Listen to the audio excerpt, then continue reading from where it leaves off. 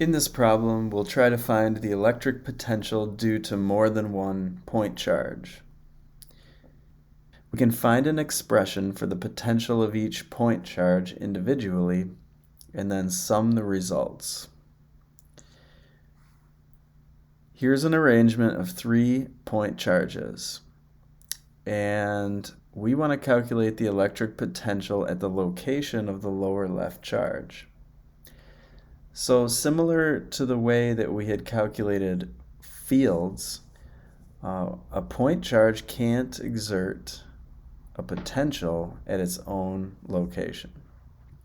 So we're actually going to leave that negative q off the calculation, and we'll only focus on the potential at point P due to the negative charge at the right and the positive charge above.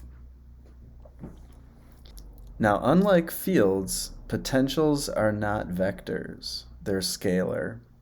So we're just going to have an amount of volts at point P.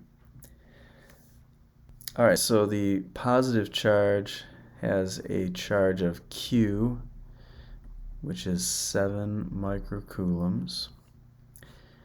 And the negative charge is going to be negative Q, negative 7 microcoulombs. In order to calculate potential, we'll need to know the distance from point P to each charge.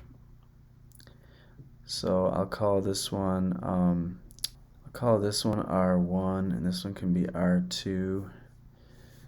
All right, so we're going to get K times Q over R2, and then we want to add in K times negative Q over R1. This is the potential due to the charge above. This is the potential due to the negative charge. Just want to sum them together.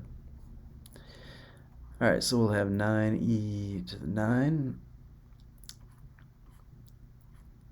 7 microcoulombs, distance of 6 centimeters. Okay, and then here our distance is 5 centimeters. So we'll have 9e to the 9, negative 7 microcoulombs, 0.05 meters. This will be V at point P. I get a potential of negative 210,000 volts.